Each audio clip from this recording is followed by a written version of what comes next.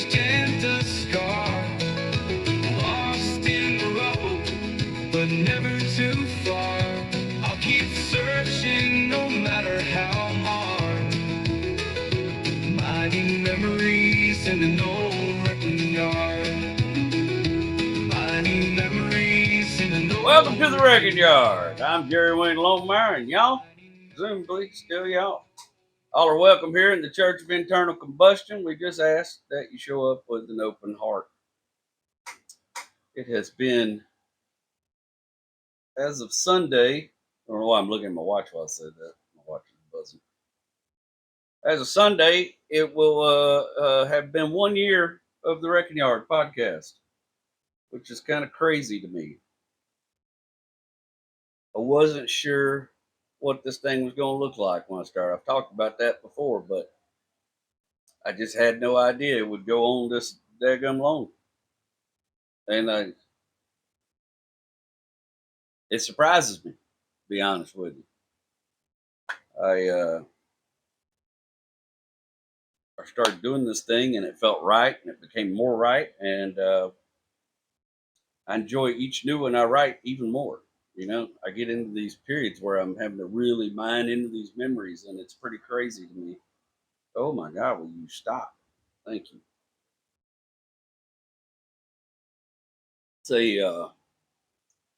It's a balmy 90 degrees out here. I got my little air conditioner blowing up my skirt though, so I feel better. It's a balmy 90 degrees out here in the wrecking yard tonight.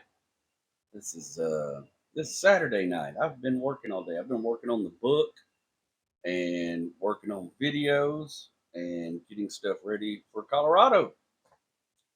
We're leaving next week. And you know, it's rare that I get to take my family with me, but I get to take my family with me. And it's something we've had in the works for a while, and I'm looking forward to the adventure. Also, looking forward to getting out of the heat stroke that is Houston, Texas right now. Colorado has pretty decent weather about this time, unless you're in West Colorado, and then it gets hot as shit. Uh, I'm feeling pretty good about it. I'm feeling pretty prepared for it, and I won't go into too much detail on the dog situation, but I believe the dog is gone. The people that own the dog come and try to make contact with us. And in the course of that conversation, they changed their story a number of times. At one point, they wanted to come over and do the work on my porch themselves, which I don't know these people. And to be honest, I don't like you. Your dog killed my freaking animals. I don't want you on my property. I don't want you here. I'm really trying to restrain my anger and be a good person right now.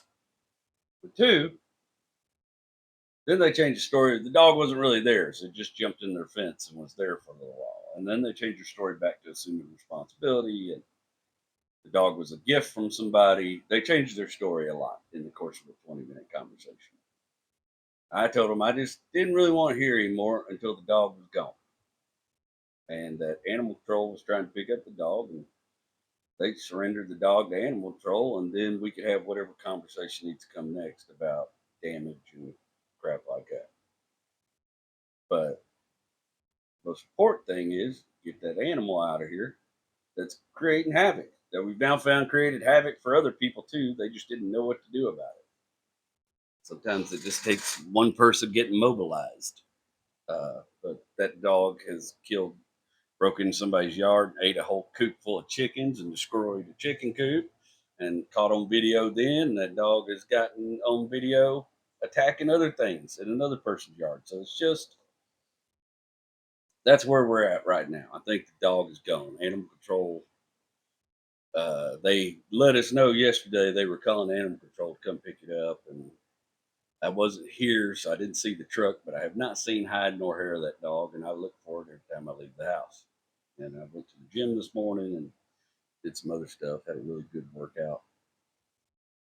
So that's where we're at in the quest for justice for Possum in the gang.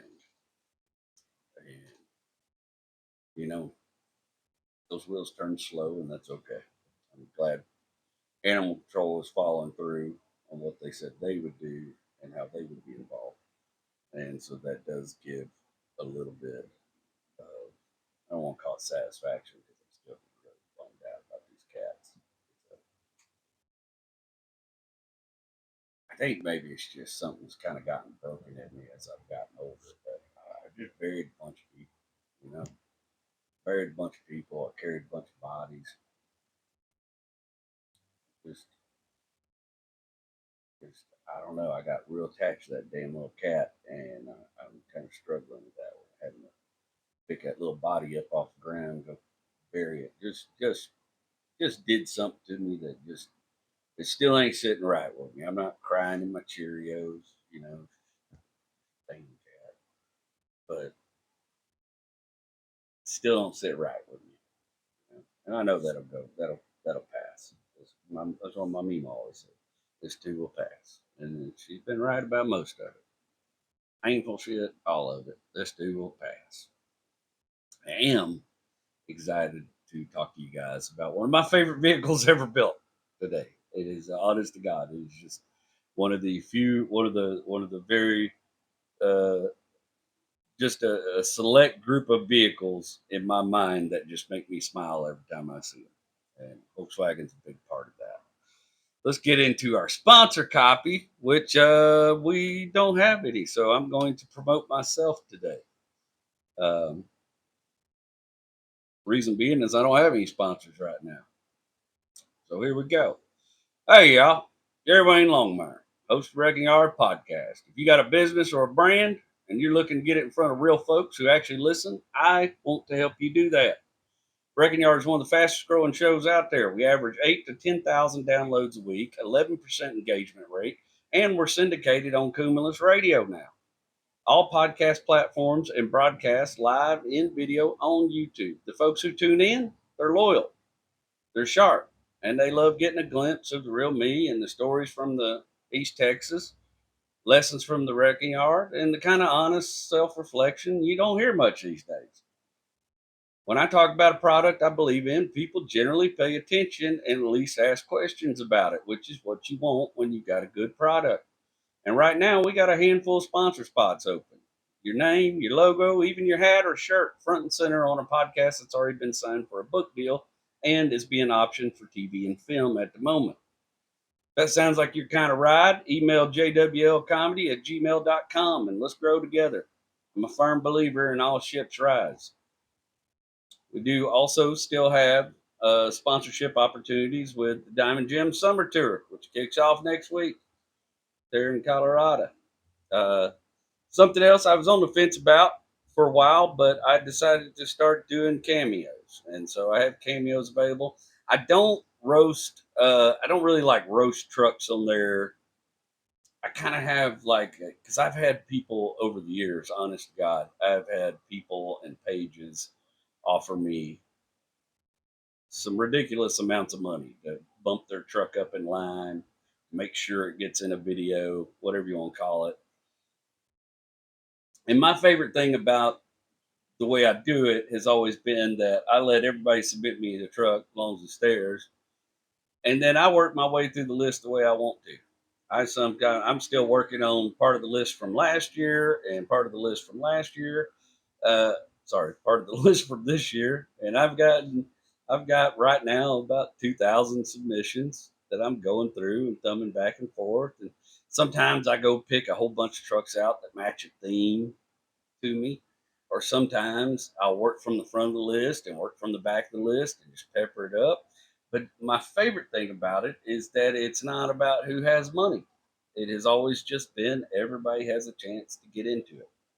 And I just think I don't know, there's not a lot of fairness in the world anymore. And that's a way I can make that little thing fair. Joe Blow in Trailer Park with not a dime to his name as just good a chance as Diamond Jim over here with the finest truck you ever seen in your life. I don't always pick the pretty ones. In fact, truth be known, I'm more prone to love on the ugly ones. Those are my favorites. Those are my favorite ones to make videos about and make my little silly ass jokes about.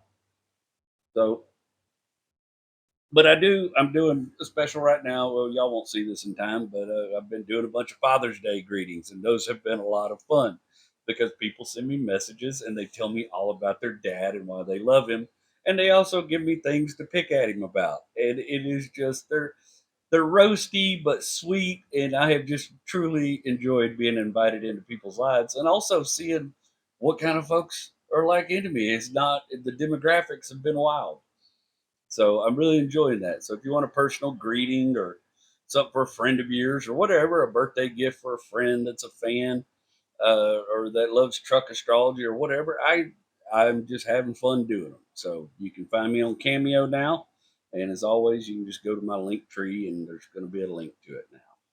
So and so many of you have already ordered them. I got I think I've done 37 of them in the last 3 days. Something close. No, 27 of them in the last 3 days. So I'm very thankful for that. That is money my family needs right now. So it's helping us out with taking care of this dog situation and having a little bit of income to pursue that. And I'm just very thankful, very grateful. All right, that's enough for sponsorship. I could be talking about you next time.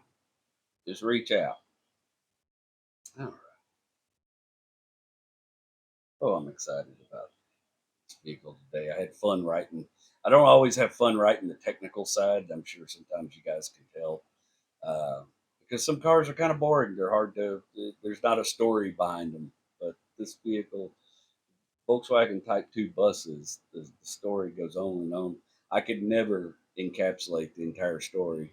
I could do 20 episodes about the VW Type 2 bus, and we would just be scratching the surface of the story behind this vehicle and what it's meant to so many people and what it's done in its lifespan on this planet. I believe, if I'm not mistaken, it's been on every continent and there's been more of them on every continent than any other vehicle or something along. I don't remember exactly, but I know it's been. I think it's been utilized on every continent, which I feel for the poor sons of fifties that had to deal with an air-cooled engine in the Arctic temperatures of Antarctica. That that had to suck balls. But some vehicles they don't just drive; they wander. They carry memories, sandwiches wrapped in foil, sunburns, dogs in the passenger seat. Those are all the best vehicles. Those are the vehicles we remember the most. Some vehicles are just machines, but some vehicles fall into the companion category. And for a whole lot of folks, especially folks with a little nomad, little wanderlust in their blood, the Volkswagen bus was never just a van. It was a rolling living room, church pew with carburetor, loaf of bread on wheels, filled with half-baked dreams and road maps marked in pencil. So let's talk about the VW Type 2. Better known to most of us as the bus or the combi. But this particular one, the bay window. Second generation of it rolled out in late 1967 and stuck around in one form or another all the way to 2013. That's, that's not just a van, that's a whole lifetime. Now, the first thing you'll notice about the later models, the T2s, is that they lost the iconic split window of the earlier ones, which is everybody knows that's the best looking VW bus. That's the one that, thanks to Gabriel Glacius, you can't touch for under 100 grand. But they're beautiful. The most splitties are to me that's the iconic bus. And when they went away from that split windshield, folks mourned. They were sad. People didn't like it at first. It's like when your favorite place to eat remodels. It's still the same food, but it's something about it feels a little more modern, a little less charming. The T2 actually got nicknamed the bread loaf because, well, it looks like one. It's big, rounded, soft corners, like it's baked in the shape of a hug. It also it grew a little, it got a little bigger than the old one. And they added a little more power and a few modern touches. Switched over to a 12-volt electrical system, which by old VW standards was kind of like handing a caveman a flashlight. But you got to understand, even with more power, these things were slow, man. They weren't built to win races. They were built to carry surfboards and kids, homemade guitars, maybe some bad decisions. You can pass anybody in a bus. You just waved at them as they zoomed by. Hoped you made it to the next overlook without the engine fainting from heat stroke.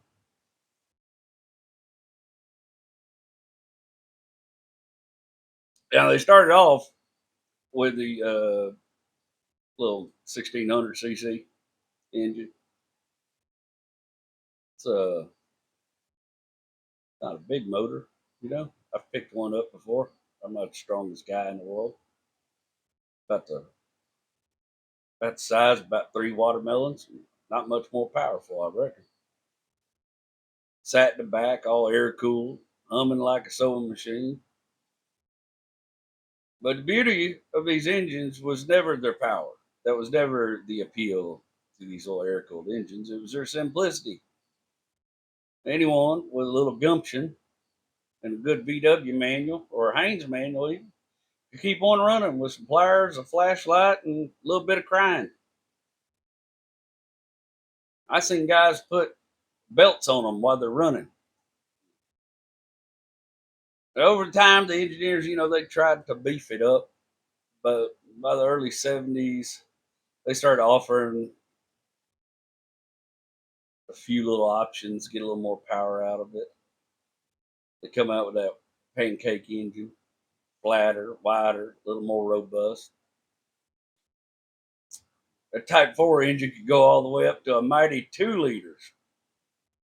Still not exactly a rocket ship, but it's enough to get you up a hill, without having to apologize to everybody in the bus.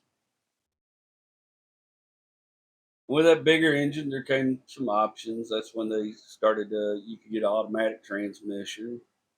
You could get fuel injection. They had electronic ignition by the late 70s. That may not sound exciting now, 2025, but back then it was like the VW bus learned how to tie its own shoes.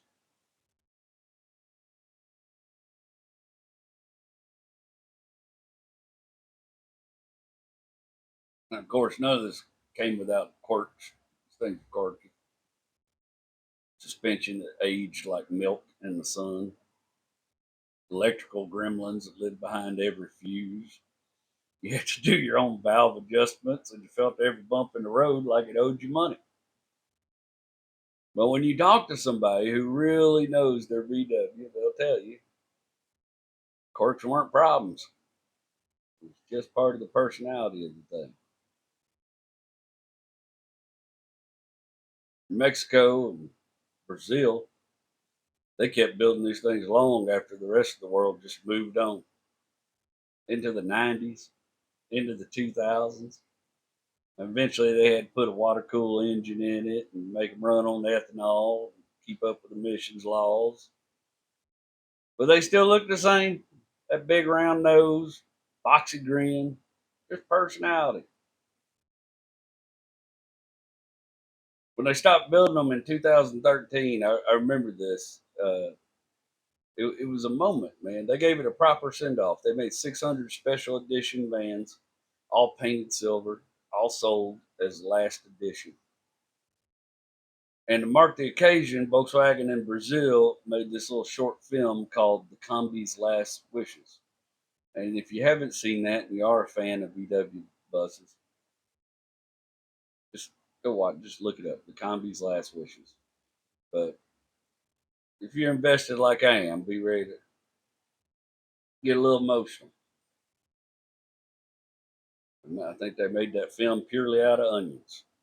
It got me worked up. It's not a car commercial. It's a goodbye letter from one of the longest running production vehicles of all time. It's emotional, man. And I think it's because the base truth is, for a whole lot of people, including myself, the VW bus was never just a mode of transportation. Some of them people, it's where their kids took their first naps, it's where the dogs rode shotgun, where love was confessed, or broken, or found again somewhere outside of town. It's not just steel and rubber. They're like time machines, scrapbooks, maybe a therapist.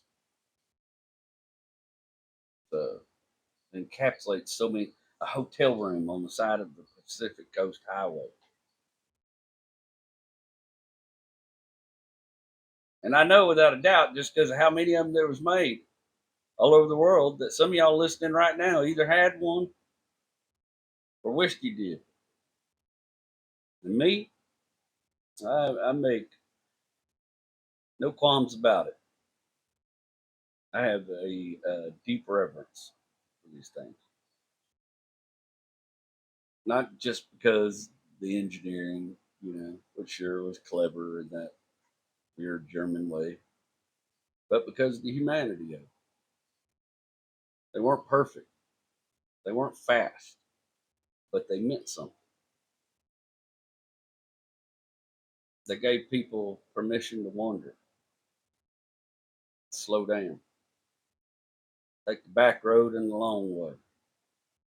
And I think even more so now, where we live in a world that is obsessed with faster, shinier, and newer, that those kind of slow, soulful, mechanical creatures are something worth remembering.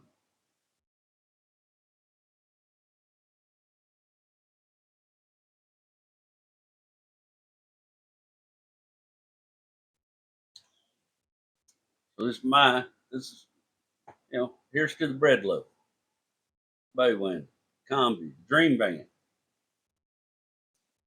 She might have topped out at 60 downhill with a tailwind, but she carried generations of stories. And that's a pretty damn fine legacy for a funny little box on wheels.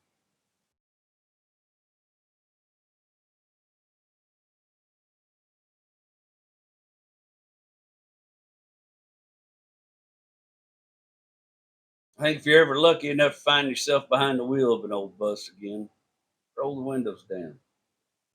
Let it rattle. Let that little 1600 breathe. That thing's got soul.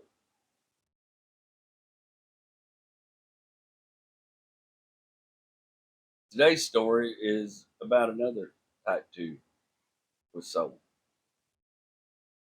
A bus whose interior was as familiar to me as my childhood bedroom. This is a story about the wrecking yard. It's not about Papa. I don't even know, I don't know the story behind how this bus ended up in the wrecking yard. But at some point, I claimed it as my spot.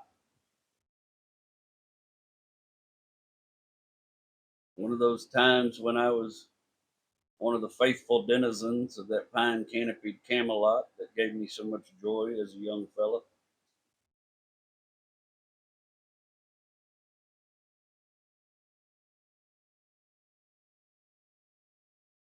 I think I was around 11, 10 or 11, I think it's 10 or 11 when I first discovered it, you know, in my exploration, in my little rusted kingdom on Sexton Road. We had lived in Houston for a couple of years at this point, and me and my sister, my younger sister Kimberly, she's 5 years younger than me, we'd go to Granny's just about as soon as school let out for the summer. We usually stayed with them, I don't know, about a month or so before we had to, go back to Houston and get ready for the impending school year. I hated school in Houston. It was so foreign from the school experience that I had become comfortable with my little school in Leverett Chapel. There had just been one group of kids. The kids I started out the I don't know, there was 12 or 13 of us in kindergarten, and then we went on to first grade together. But there was no classes that you had to go to during the day. It wasn't there was no bell rang and you had to go, oh, I got to go to this class or whatever. We'd go to PE and stuff and recess, but the rest of the time you were in that one classroom with those same kids you've been going to school with since you started. We got a new kid one year, a missionary's kid, and I think we had two missionary kids show up over in the course of the time I went to school, that little place. But it was just those kids. Those kids were the ones I was in first grade with, and then the kids I had second grade with, and you just had one. I had kindergarten. I had Mrs. Glover. For first grade, I had Mrs. Gwen. Second grade, I had Miss Mason, and third grade was Mrs. Dean. Mrs. Dean, I remember a great deal. Miss Dean's class is who I was in when we saw the Challenger explode on TV. That was it's just one of those things. One of those things you remember. It's older people, it's JFK, and maybe some younger people. I mean, 9/11, of course, something we all remember. But it's just one of those things. One of those things you remember. And the teachers were all hyped up about it because it's a big deal that Krista McAuliffe was part of the crew.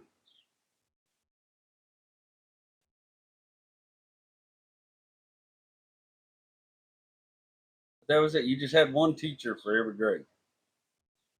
I don't know. A lot of people didn't go to a school that small, but that's where I started my school career, and that was familiar. It was comfortable to me. And when I got to Houston, all of a sudden I had to go to 5 different classes a day. A bell would ring, and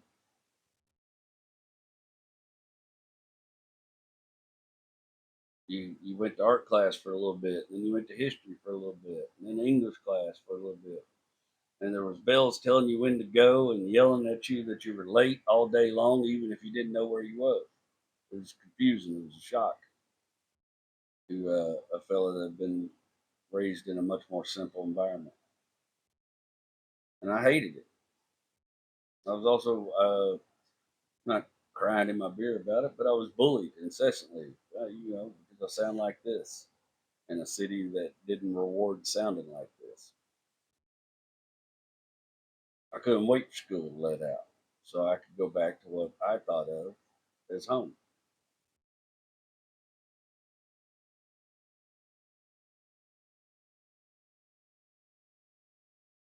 I just wanted to be in a place that felt familiar to me more than I wanted anything else. I wanted to go home. I wanted to go back to East Texas.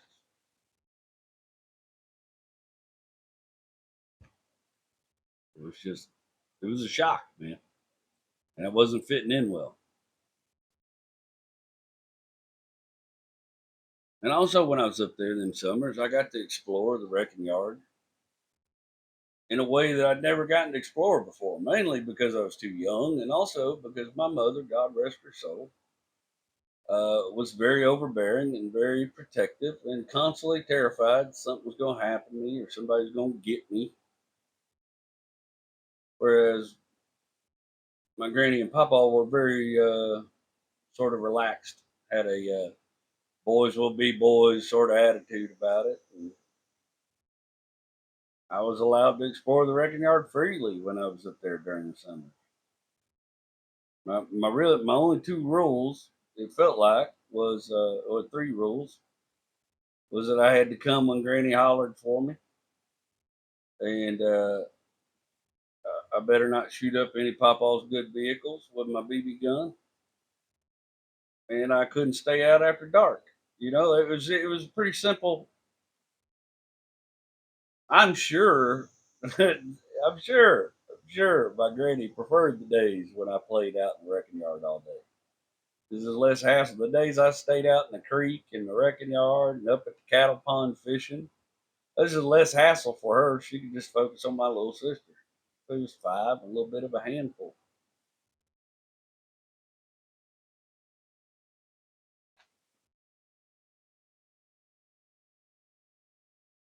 I told you before last week, great detail about the placement of where Papa Wiley's house was, and the placement of the shop and the wrecking yard as opposed to Granny's house. But if you can remember, Granny's house was kind of down at the bottom of the hill, and behind it was Papa Wiley's house. And then if you were walking into the wrecking yard that way, you would go left to go to the shop or go to where my mom and daddy's house was. But if you went off to right, there was a big, long, giant ditch where they burnt trash in. And if you went just north of that ditch through the woods, and there was a whole mess of cars piled up right in there in that little wooded area. And I feel like there was a couple horse trailers there too. But then a little farther on through the woods, there was a hill. And this hill was a steep, red dirt hill that had been washed out by gully washer after gully washer. So it had deep mud cuts in it where the road had washed out. Deep enough at 10-year-old me, I mean, deep as my knee, you know. Just many ravines all up and down it. And when you made it up to the top of that hill, there was a little old flat spot. And that flat spot's where I've told you guys about before. There was a big old giant wooden boat on a homemade trailer. There was a 1950 Studebaker pickup. That's where my mom's red Volkswagen was parked for a long time.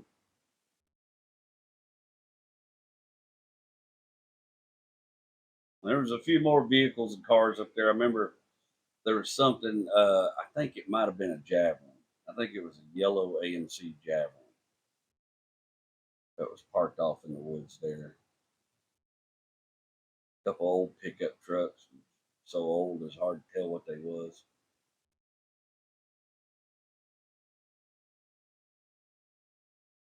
But off to the right of that boat, there was a two-tone 1973 Volkswagen Type 2 bay window bus. And it was kind of perched on the edge of that flat spot looking out west. But, right up, just dang near right up on top of that hill. And a giant sweet gum tree had started growing up underneath it at some point and had wedged the front of it up in the air like it was going to try to do a Dukes of Hazzard stunt.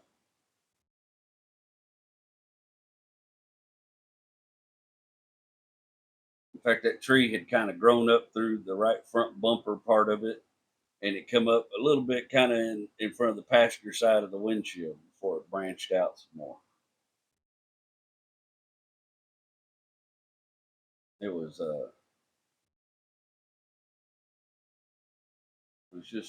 blue and white two-tone, the majority of it being blue, but just that faded, kind of rusty, good patina, good perfect patina bus, perfect patina bus would have been absolutely ideal.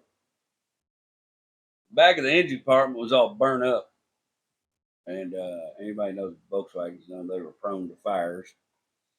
The back of the engine compartment had definitely been all burnt up at some point.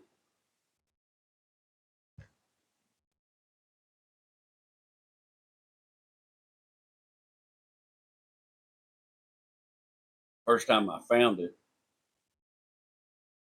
I was with my little childhood buddy Nathan, he was smaller than me. I was a small kid, but he was smaller than me. He was a little redheaded boy. I think he was maybe a year younger than me, and he lived down the dirt road that went from Granny and Papa's house. He lived a little further on down that road on a little plot of land nestled up against Curly Taylor's pasture. And my Papa had sold his dad, I believe. I think his name was Kenny. Nathan and I spent so much of our time in those summers just exploring, digging through old shit out there in the wrecking yard, digging through buildings, digging through cars, playing in the woods, running around with fake guns, shooting each other, running around with BB guns, shooting each other occasionally.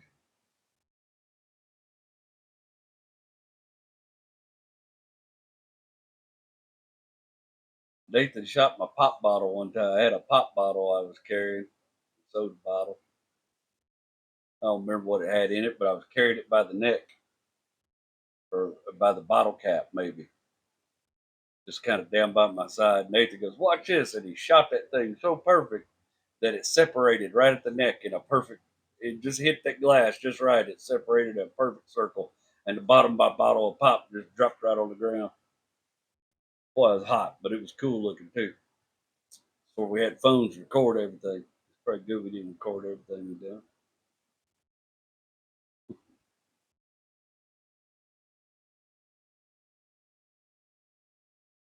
We some days we'd take our bicycles, we'd ride up the cattle pond and fish for mudcats and perch. And some days there's a big old creek at the bottom of the two hills, Cattle Creek. I don't know what else you call it. The big old creek that run through Curly Taylor's pasture both ways. Went for a long ways in both directions, and we spent an extraordinary amount of time pursuing that both ways, trying to map that creek out for ourselves, like we was Lewis and Clark or some kind of shit. And I think we had kind of decided that creek belonged to us. We were the only kids we ever seen down there playing in it. We'd catch turtles and get our shoes muddy and get hollered at and climb the old pipelines that go across the river or across the creek. And that's back before they put them big guards on pipelines so you couldn't walk across them. You know, a bunch of them was WKN wellheads out there in the woods. You know, out there. See where I grew up, there's just everywhere in the woods there was pump jacks. You know, a lot of land out there was still oil lease land, and it wasn't nothing for us as kids to go up and down that creek and see, you know, 5 or 6 different pump. We had a pump jack in our backyard. You know, up on a raised section of land in between our house and Mr. Davidson. We do, you know, we've been told by the adults all the horror stories about high school kids trying to ride them at graduation and getting hurt and that kind of shit. So we need to stay away from them. But they also, a lot of them had these flat ponds behind them that was full of like this black tarry oil stuff. And we like throwing stuff in there to see it sink and never come up again.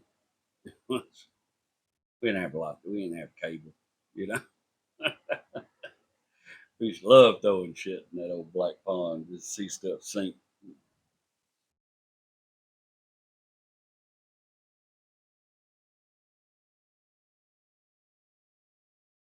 Yeah, we had a good time. One of these days we'd climb that hill. We knew we could see that wooden boat up there through the trees, and we kept talking about going up there to look at it. We would go up there and get on that wooden boat. And we was up there trying to get to that wooden boat, and it was all overgrown, and there's dewberry vines everywhere, and those things rip your legs up right through a pair of blue jeans. So you had to kind of walk around all the big patches of dewberry everywhere. It was no big deal to eat as much as you want while you're doing that. That's still about my favorite kind of berries, dewberries.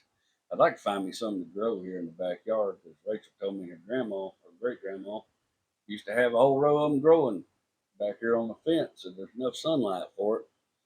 But I've been to a few nurseries around here. I can't find none, so I may have to go out in the country and find me some cuttings. Try to grow some. Get Rachel to help me.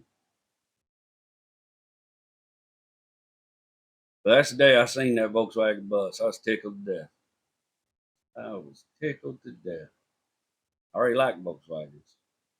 My daddy, it's a sense of pride when you my daddy was a guy that knew how to worked on from everybody. And I had some sort of sense of pride, like I'd been doing the work. I was tickled to death. Uh, Mainly because we was looking for a place to have us a little fort. We had built one fort out of corrugated tin, and Papa had taken that apart because he decided we were going to cut our heads off going in and out of it. And then we'd had another little fort off in another part in an old horse trailer, but we kept seeing snakes there, and we were both terrified of snakes. And we kind of decided we was going to try to make it in that wooden boat, but I ain't gonna lie, that wooden boat was kind of scary, man. There was places where the wood was falling through, and it shook a lot when you walked on it. And we were a little scared of that wooden boat. It also seemed like it might be haunted. Seems like the kind of place ought to be haunted. And it smelled all mildewy inside.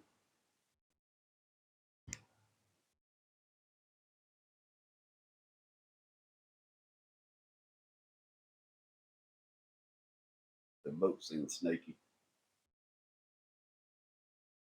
I was very much a kid that if I seen a snake, I didn't go back to that spot. That was uh, that was not my type of thing.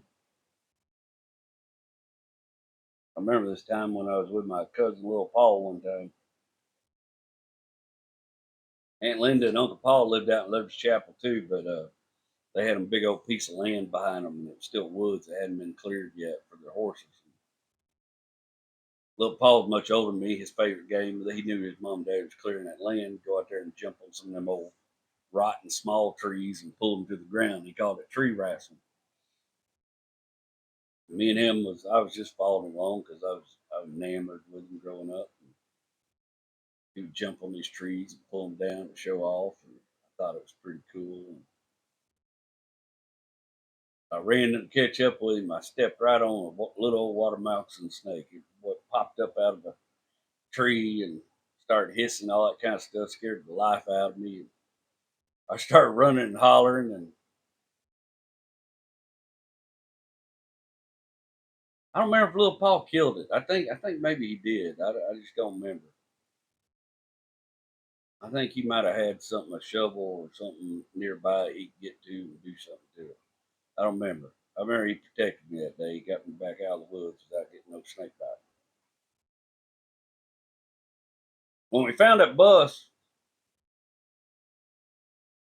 we found that bus. The sliding door on the side had been left open, maybe since the whole time it had been there. And the back seats was missing, and floor was covered with just a thick carpeting of like Velcro gasket boxes and Velcro fan belt boxes. And I can't remember the name. There was a company there in town that made fan belts. And there was a bunch of them boxes. I think their logo was yellow and blue. And sweet gum balls, pine needles.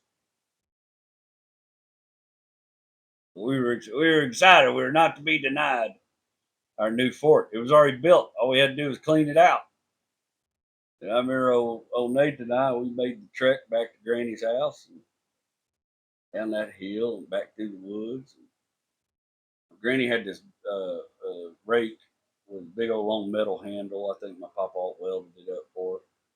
But she used that when she'd go out there and burn leaves. She'd use that to stoke that leaf fire.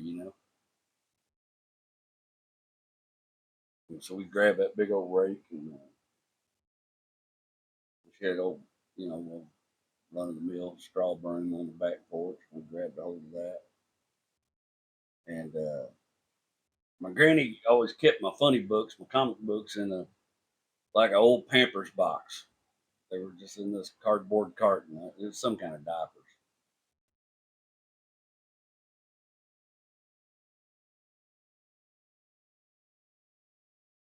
So we grabbed my box of funny books, and of course I rated her. she had, off her kitchen, she had a little pantry. That's where the washer and dryer was. And pantry always smelled like high top cans and mothballs. But she always had, when I was there, a little box of little Debbie snack cakes or brownies or Star Crunch. We snagged just a couple of them, and then we got off in the ice box and got. She always had Shasta flavored cola, and we got us some Shasta grape sodas from the ice box.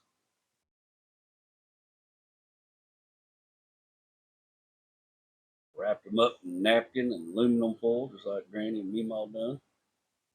That was just the way you did it back then. Didn't have no koozies yet, or at least we didn't. And then we toted me and little Nathan. We toted our fixins, our that box of funny books, and wrapped up Shasta sodas and brownies or whatever it was. Like that daggum rake and that broom. And we toted it all the way back up that through the woods, back up that hill, walking on the high parts of the mud washouts. And we did the best of our ability, use that big old rake to pull out all the stuff covering the floor, just right there on the ground, and pushed it out and kicked it up under the bus. And we took that broom and swept it out with all the skill that two 10-year-olds might have possessed. I can assure you, it probably wasn't up to anybody else's standards. I remember me and him yanked on that sliding door back and forth until we got it to close and open. I mean, it was still a struggle, but we got it where it would close and open. Once we was done, we climbed up in the front seats and we looked through the windshield. We're on the hill down into the woods, and you can see all the way out across Curly Taylor's pasture. You can see all the way to the creek that run through his pasture land. You can see all the way to the trees at the creek, and then the hill behind it going up to where the cattle pond was.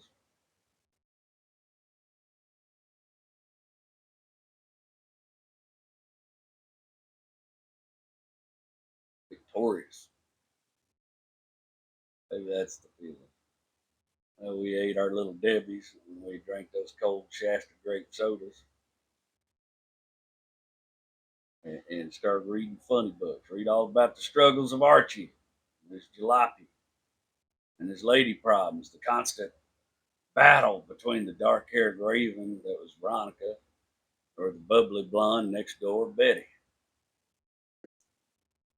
I, of course, even at that young age, I deeply, deeply identified with Jughead and his love of hamburgers.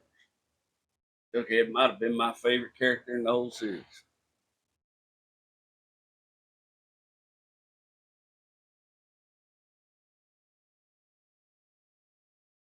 I told you that bus, it faced west. And as the sun started to lower towards the end of the day and it hit that hill, it got closer to that cattle pond on top of that next hill. And I just remember everything turned almost copper. It's like different shades of copper, shades you can never recreate with paint, shades I don't think any camera can catch. And it lit up the creek, and the water in the creek looked shiny, and you see the light dancing off of it. And it lit up that whole pasture land looked golden in a way that still very much invades my mind from time to time when I think back on it. I've seen a lot of the end of days in that bus. But the first day in that bus was sight to behold. I don't think anybody could write a better buddy movie. Just two dirty, Poor kids.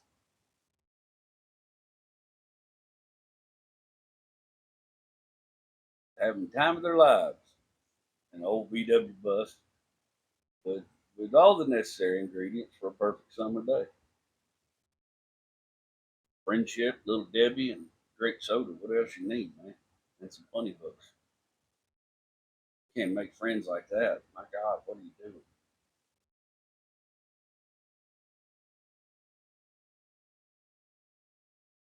I remember one time I was pretending to drive it. And I looked over and I asked Nathan, I was like, where you want to go? Nathan got a little quiet on me. He said, anywhere my daddy ain't. But can we stop and pick up my mom, though?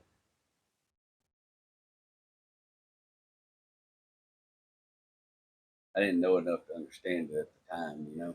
But his daddy used to hit him a lot.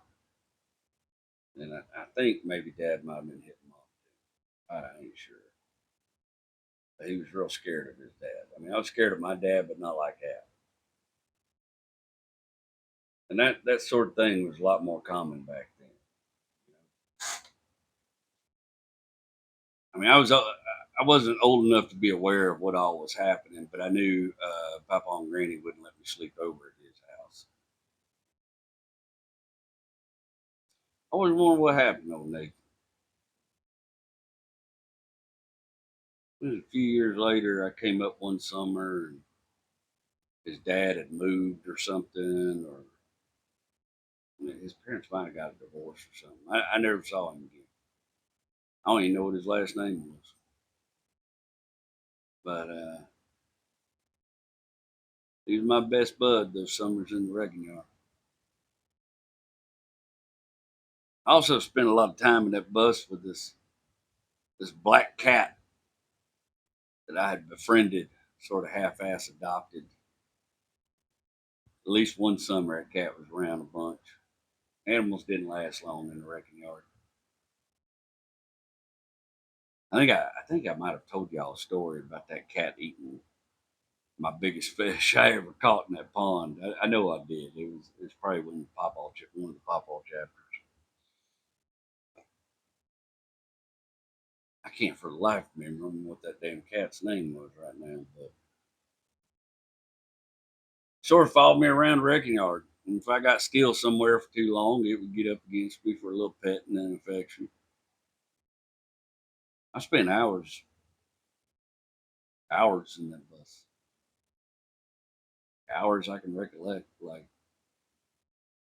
reading science fiction and funny books. That was my favorite. I read the whole Isaac Asimov. One of his collections was called "The Bicentennial Man" and other stories, and I read every one of them stories sitting in that old Volkswagen bus, imagining what the future was going to bring. Some of them scaring me. I was a little young for the reading material.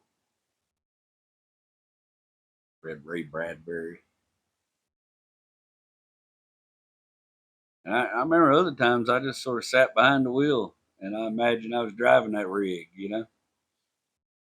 across all them far off places I read about in my books from Narnia to Africa. I don't even think a little blonde headed hillbilly in a beat up VW bus would be that out of place in Narnia, to be honest. I bet old, what was his name? Old Mr. Tumnus. I bet Mr. Tumnus would have taken a ride with me, especially if it outrun the White Witch.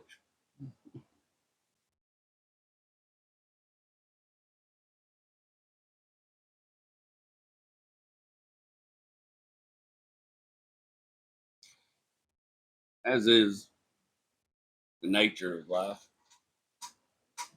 All things must come to an end, especially the good things. One summer, towards the end of my trips to the wrecking yard, one of the last summers I went there, I rushed up that hill one morning, find the bus gone, and a few other vehicles were gone. And all that was left in place where that bus was a scarred up, twisted up sweet gum tree. Some drag marks, tire tracks everywhere in the mud. I ran back down to Granny's, distraught,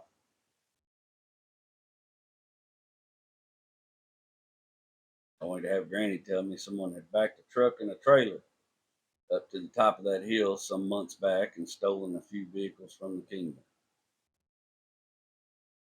They didn't know who'd done it. I don't know, you know, but I hope that thieving piece of shit spends the rest of his days walking barefoot on Legos. Oh man, the way those bus values are, the likelihood, the likelihood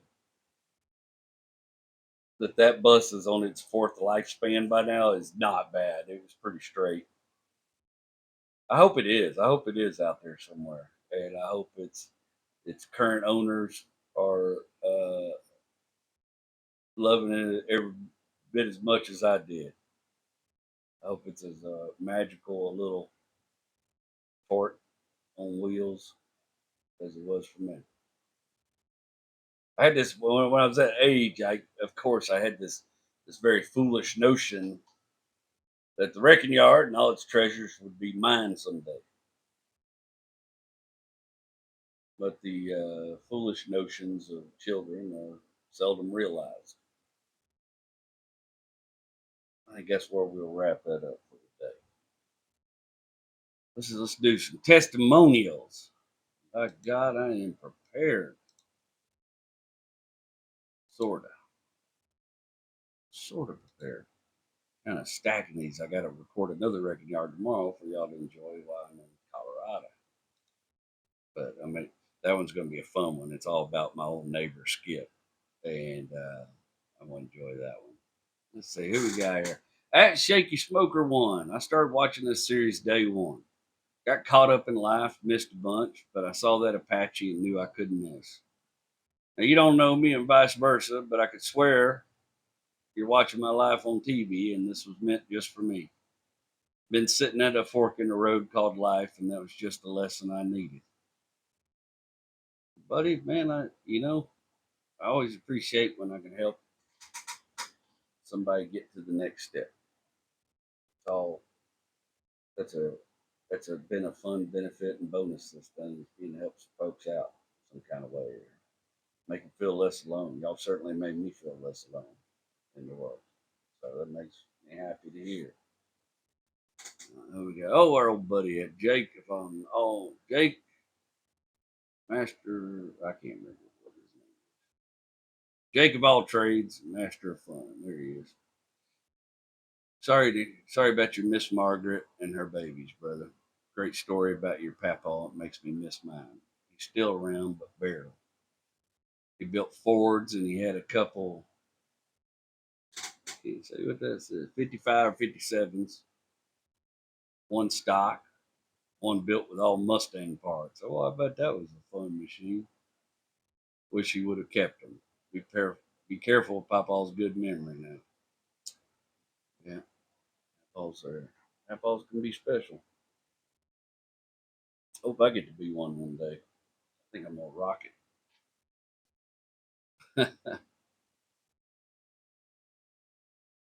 Let's see who we got here.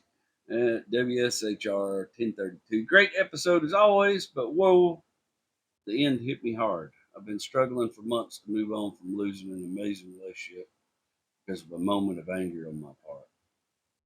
But hearing that at the end just struck a chord with me, and I think that might be another piece of the puzzle for my healing. You and the podcast have been a great help many times in the last several months. Thank you again, JW. Thank you. Thank you for listening. Thank you for watching. It's, that's been the side effect of this thing that's been just kind of amazing. And sometimes I don't know what to think of. It's a little overwhelming, but I'm thankful that this thing has struck a chord with so many people that are facing maybe some of the challenges I did in the past, or maybe some of the challenges I'm facing now. Cannot believe this has been a year, man, of writing these things daggum nearly every week. I mean, I took a week off at Christmas, but it's been a year since we started this experiment together. I really figured I would have run out of stories by now, but the more I dig, the more I find, and the more stuff I forget that I hadn't told y'all. I still ain't figured out what made me a car guy, but I can promise you, my dad made me a Volkswagen guy. I promise you that. Hope that those of you with your father's still alive, and those of you who are fathers are having a good Father's Day. Sure, mine will be good. It always is. Kids always make me feel pretty loved, and it's always a nice day. In fact, my oldest kid, y'all can't see it from here, made me a button with my very own Pixar character on there. It's a blue 1972 Ford F100, and instead of Ford on the hood, it says Diamond Jim, and it just tickles the hell out of me, and I'm gonna wear it, and maybe two of them, and the other one I put on my backpack for when I travel. Taking my whole family on an adventure this week. It's our first I mean, we've done a couple trips back and forth to Midland, dealing with family stuff, but this is like our first. We're we're also centering some stuff around the kids, and this is like our first big family road trip together. And we're going to go to Colorado. And Rachel's never been to Colorado, and the kids, I don't believe, have ever been out of that. Well, Junie's been to Tennessee. Oh, Noah's been to Tennessee too. We we did.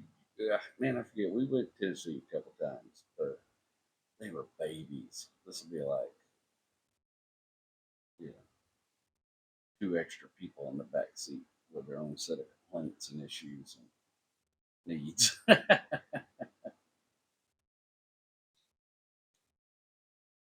I couldn't rent a VW bus, but I did rent on Turo. I got a pretty good deal on a very roomy Volkswagen Atlas, which is looks a little bussy. It's just to keep it in the spirit of things. And we rented one before to use when Rachel's car was in the shop for a while, and she needed a vehicle while I was out of town, and we were real happy with it. Rachel liked driving it.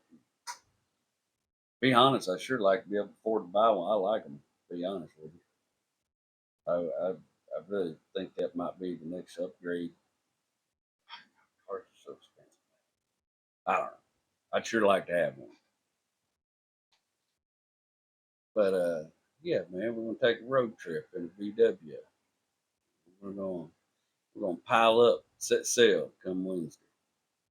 I got I got shows in Fort Collins Thursday, and I got a show in Colorado Springs Friday, and then we're gonna spend some time with some friends in Denver on Saturday, and then come Sunday, we're gonna mosey our way back to our swamp here in Houston, and probably experience heat stroke and a great deal of shock in the process. Colorado's temps are pretty nice right now. This place we'll primarily be staying in Colorado Springs the whole time we're there. My goal, hopefully I achieve my goal is keep my grumpiness intact, my travel grumpiness, and so one day my kids look back on this trip with a great deal of fondness and not memories of dad losing his shit or being in a bad mood though. So I'm much better at it used to be. I suspect we'll be fine. I am a much older, more patient man than my father was when they piled us up in a Cutlass Sierra to go to the Grand Canyon one time. He was still a very young father at that time. And, so I like that. I got about 10 years on, 10, I'm probably more than 10 years. I probably got about 15 years on him when he made that trip. So I think it's going to be Man, I almost forgot. We got some more packages this week. So let's do that real quick. Actually, I'm gonna save that other one for next week. Open it because I think there's one more coming. But we got this at the Dagon PO box.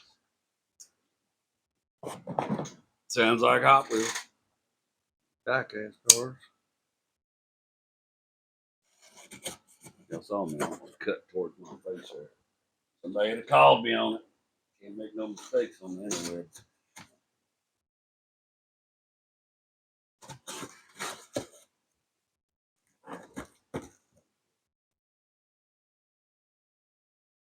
Holy hell.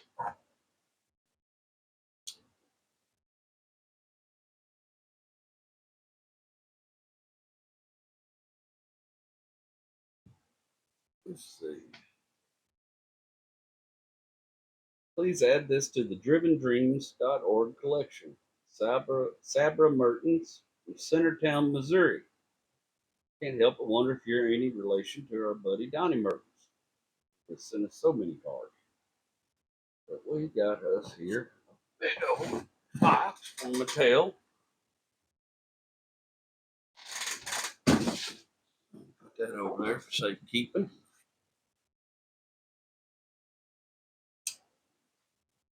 I promise you next week I'm going to get you a count of how many we have because I have lost count at this point.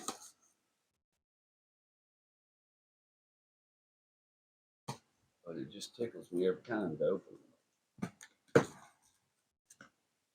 Oh, dang. Yeah. Can't imagine being a kid and seeing something like this. But it's just another one of them boxes, just chock full. Cars for kids, man. Uh, been listening this long. I'm sure you know I'm a big fan of the drivendreams.org charity, where we just go down. They have a year of giving every year, a day of giving every year in October. We go give these cars away to kids. This is cool. Shelby Cobra Daytona Coupe. That's one of my favorite cars on Forza. I have a killer S1 900 tune on my Cobra Shelby Daytona Coupe, and that thing is just a blast to drive, and often pisses my cousin off when I use it because it's hard to beat. That thing just sticks to the road. Oh, that's slick! Batmobile. Man, some of these kind of old school. That's kind of cool. Oh, man. What's that? Rod Squad. Hell yeah, that's cool. All right. Anyways, come October, we are going to make quite a hefty donation. And I think we're going to break ours up between a couple of different folks. I'm going to reach out to my old buddy Poncho Claus. See if he wants to do some work together. I'm a big fan of him. He does a lot of good. Children in Houston. As always, thank you guys for watching. Thank you guys for giving up Peace You Sunday to spend time with me. Once again, I put together this thing I was thinking about dads, and I worked on it a little bit throughout the week. And I'm just want to tell you, if you're a father, really any of you, if you made it this far, I'm rooting for you. Whether you're holding it together or you're just barely hanging on, you might be at a fork in your road. I just hope you know that somebody out here sees you and they recognize that. And with it being Father's Day, I want to speak a word to the dads out there, good ones, the tired ones, the ones trying their very damn best, and even the ones learning how to try for the first time. Keep going. You you matter more than you know. Your presence, your patience, your quiet effort, it builds a world that your kids will stand on someday. And even those of y'all who grew up with fathers who weren't gentle or kind or even around, whatever reason. You're not doomed to carry that story forever. You get to write a new one. You get to be the man you needed. And you ain't alone in that work. Part of, you know, part of this little wrecking yard family now. Around here, we believe in redemption, believe in doing the work, learning how to love better, even if you never saw it done right. So take care of yourself. And if nobody's told you lately, I'm proud of you. I'm JW, and I love you.